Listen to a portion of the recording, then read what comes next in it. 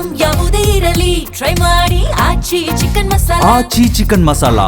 ಕದನ ವಿರಾಮವಿದ್ರೂ ಕೂಡ ನಿಲ್ತಾ ಇಲ್ಲ ಇರಾನ್ ಹಾಗೂ ಇಸ್ರೇಲ್ನ ಯುದ್ಧ.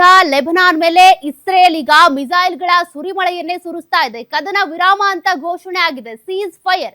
ಹಂಗಿದ್ರೂ ಕೂಡ ಯುದ್ಧ ನಿಲ್ತಾ ಇಲ್ಲ, ಅಟ್ಯಾಕ್ ಮುಂದುವರೆದಿದೆ. 10 ನಿಮಿಷಗಳಲ್ಲಿ 100 ಕ್ಷಿಪಣಿಗಳನ್ನ ಹಾರಿಸಿದ ಇಸ್ರೇಲ್ ದಾಳಿಗೆ ಲೆಬನಾನ್ ಸೇರಿದಂತೆ ಹಲವೆಡೆ ರಕ್ತದೋಟು. ಹಾಗಾದ್ರೆ ಡೊನಾಲ್ಡ್ ಟ್ರಂಪ್ ಅವರು ಹೇಳಿದ್ದೇನು?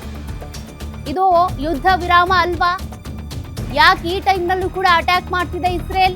300ಕ್ಕೂ ಹೆಚ್ಚು ಜನರ ಮಾರಣ ಹೋಮ ಆಗಿದೆ, ಸಾವಿರಾರು ಜನರಿಗೆ ಗಾಯಗಳಾಗಿದ್ದು, ಲೆಬನಾನ್ನಲ್ಲಿ ಕಟ್ಟಡಗಳು ಛಿದ್ರ ಆಗಿವೆ, ಜನಜೀವನ ಅಲ್ಲೋಲ ಕಲ್ಲೋಲ ಆಗ್ತಾ ಇದೆ. ಮತ್ತೆ ಈ ಪುರುಷಾರ್ಥಕ್ಕೆ ಕದನ ವಿರಾಮ ಅಂತ ಘೋಷಣೆ ಮಾಡಿದ್ಯಾಕೆ? ಬೈರುತ್ನ ಅಪಾರ್ಟ್ಮೆಂಟ್ ಮೇಲೆ ಅಪ್ಪಳಿಸಿದಂತ ಇಸ್ರೇಲ್ ಬಾಂಬ್ ಭೀಕರ ದಾಳಿಗೆ ಅಪಾರ್ಟ್ಮೆಂಟ್ ಬ್ಲಾಸ್ಟ್ ಆಗಿ ದಗ್ಗ ಹೊತ್ತಿ ಉರುಳಿದೆ. ನೋಡಿ, ದೃಶ್ಯಗಳನ್ನ ನೀವು ಗಮನಿಸ್ತಾ ಇದ್ದೀರಿ. ಇಸ್ರೇಲ್ ದಾಳಿಗೆ ಸಿಟ್ಟಾಗಿ ಹಾರ್ಮುಜ್ ಬಂದ್ ಮಾಡಿದಂತ ಇರಾನ್ ಕದನ ವಿರಾಮ ಅಂತ ಹೇಳಿ ತದನಂತರದಲ್ಲಿ ಹಿಂಬಾಗಿಲಿನಿಂದ ಬಂದು ಅಟ್ಯಾಕ್ ಮಾಡೋದಂದ್ರೆ ಇದೆ.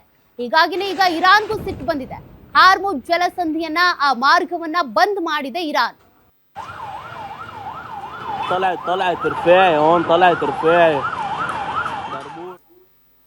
ಚಿಕ್ಕದೊಂದು ಬ್ರೇಕ್ ಆದ್ಮೇಲೆ ಉದಯ ವಾರ್ತೆಗಳು ಮುಂದುವರಿಯುತ್ತೆ.